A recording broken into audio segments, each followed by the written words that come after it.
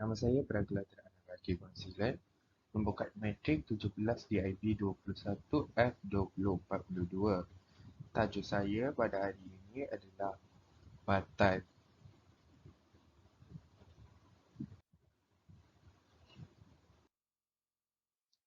Maksud batal adalah salah satu daripada hukum Islam. Batal adalah sesuatu perkara yang dilakukan tidak sesuai dengan hukum syariat. Seperti sembahyang yang tidak dikejarkan dengan tidak cukup hukum dan syaratnya. Pembatal puasa di bawah ini adalah yang didatangnya secara alami dan ada juga yang dilakukan kerana keputusan sendiri. Nah, jangan sampai kamu melakukan kategori yang kedua kerana tidak tahu bahawa mereka boleh membatalkan puasa.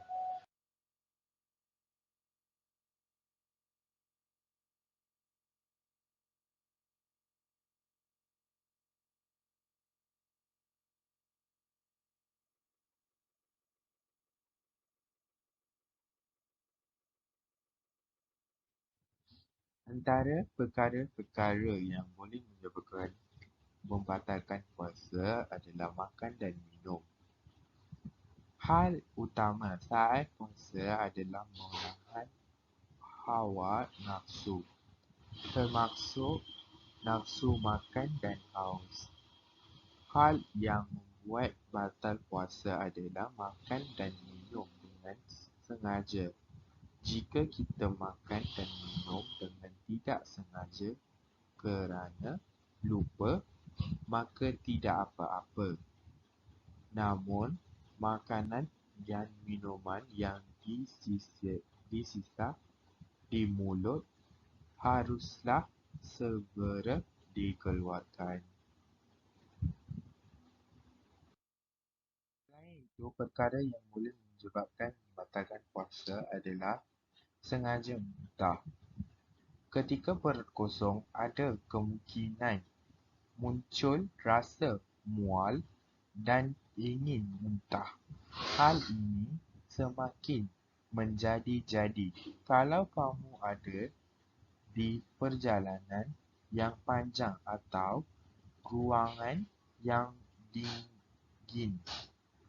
Jika ingin muntah, maka sebaiknya dikeluarkan daripada menahannya dan membuat kondisi badan semakin tidak prima. Muntah biasa membatalkan puasa, namun itu hanya berlaku bagi muntah yang disengaja. Apabila muntah terjadi secara alami, kamu tidak perlu membayar puasa dan boleh melanjutkan puasa apabila sanggup.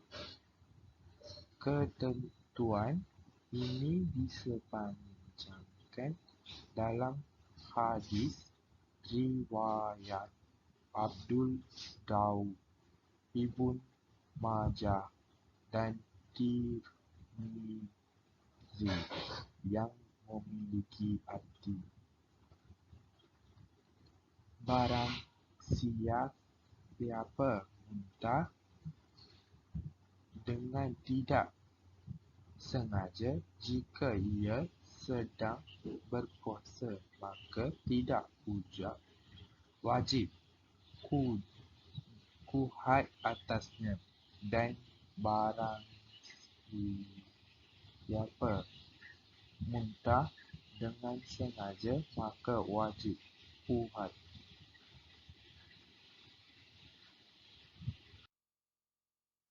Selain itu, datang darah haid atau nifas. Bagi kaum wanita, akan ada bulan datangannya darah haid atau darah nifas selepas melahirkan anak. Jadi, Jika berada dalam situasi begini, wanita tersebut dilarang untuk berpuasa dan secara automatik akan terbatal puasa jika darah haid atau nifas keluar dari kemaluan wanita tersebut. Seterusnya, orang gila atau orang yang sudah mudrik tidak diwajibkan untuk berpuasa sekalipun mereka berpuasa, namun puasa mereka itu tidak sah. Seterusnya, melakukan hubungan seksual dengan suami atau isteri saat siang hari dapat membuat batal puasa. Hal ini kerana kita tidak boleh menahankan nafsu pada saat puasa. Jika kamu berhubungan seksual saat berpuasa, maka kamu diwajibkan untuk menghenti puasa saat serta bayar kafarat atau denda. Selain itu, mengeluarkan air mani atau sperma dapat membuat batal puasa. Pada namunnya, kita mengeluarkan sperma jika kita terangsang oleh sesuatu atau nafsu. Namun, jika kita mengeluarkan air mani pada saat memimpi basah, maka puasa tidak batal. Sekian, terima kasih. Assalamualaikum, nama saya Dini Hari bin Abdul Rahim, nombor matrix 17 TIB 21F2014 dan hari ini saya akan membentangkan usul fiqh bagi solat. Apakah itu solat? Solat menurut bahasa artinya doa, manakala daripada segi istilah adalah beberapa ucapan dan perbuatan yang dimulakan dengan takbir dan disudahi dengan salam berserta syarat-syarat yang ditetapkan. Apakah solat ini wajib dalam Islam? Solat-solat yang diwajibkan adalah Zuhur, Asar, Maghrib, Isyak dan juga Subuh. Solat selain daripada ini adalah solat sunat sahaja. Solat fardu 5 waktu iaitu mula disyariatkan dalam Islam semasa peristiwa Isra' dan Mi'raj yang berlaku setahun sebelum Nabi Muhammad SAW berhijrah ke Madinah. So, perkara-perkara yang wajib menjadi rukun dalam solat ada 13 perkara iaitu yang pertama, niat semasa takbiratul ihram, berdiri betul bagi yang berkuasa, takbiratul ihram, membaca surah Al-Fatihah, rukuk, i'tidal, sujud, duduk antara dua sujud, duduk tahiyat akhir, membaca tahiyat akhir, selawat ke atas Nabi Muhammad SAW dalam tahiyat akhir, ucapan salam dan yang terakhir adalah tertib dengan mengikut susunan yang seperti yang ditetapkan. So, perkara-perkara yang membatalkan solat. Yang pertama adalah berkata-kata dengan sengaja. Berkata-kata dengan sengaja yang selain daripada Al-Quran, zikir atau doa. 2 huruf dan ke atas walau tidak difahami. Atau 1 huruf yang difahami maknanya. Menambah atau mengurangkan perbuatan rukun solat.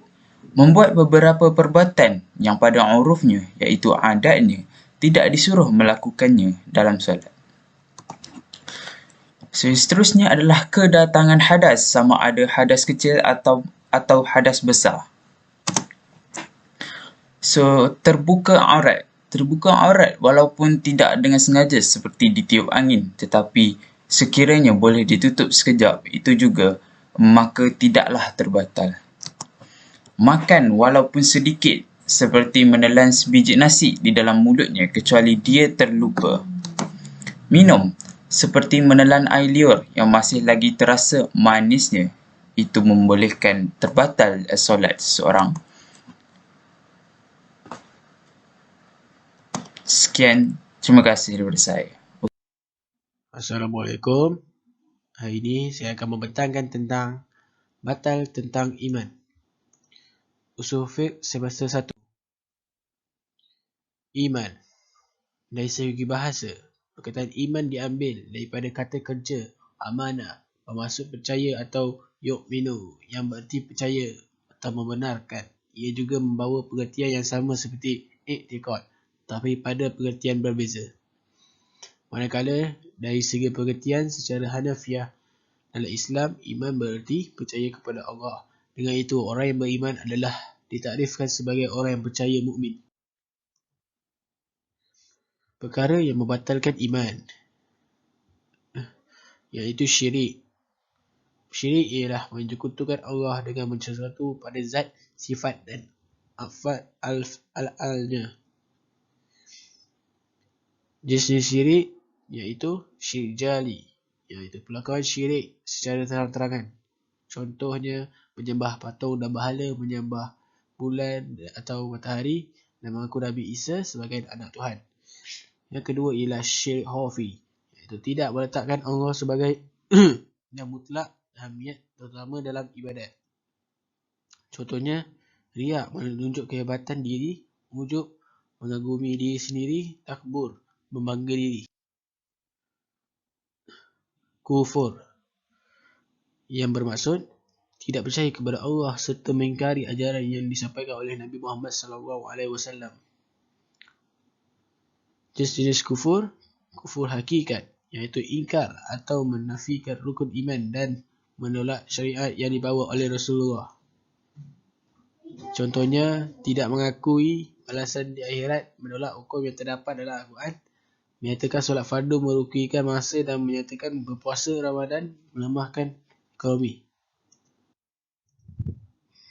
Kufur nikmat, iaitu mengingkari Allah sebagai memberi nikmat kepada manusia dan makhluk ciptaan. Contohnya, menggunakan nikmat ke jalan maksiat, enggan mengeluarkan zakat, sedekah, boros membelanjakan harta. Sekian, terima kasih. Perkara yang membatalkan wuduk. 1. Keluar sesuatu daripada dua kemaluan, iaitu kubur dan dubur. Yang kedua, hilang akal dengan sebab. Contoh, hilang akal dengan sebab adalah tidur, kecuali tidur bagi orang yang tetap punggungnya atas tempat duduknya. Yang kedua, hitam. Yang ketiga, mabuk. Yang ketiga, menyentuh kemaluan dengan telapak tangan. Yang keempat, menyentuh kulit lelaki atau perempuan dewasa yang bukan mahram tanpa berlapis. Sekian, terima kasih.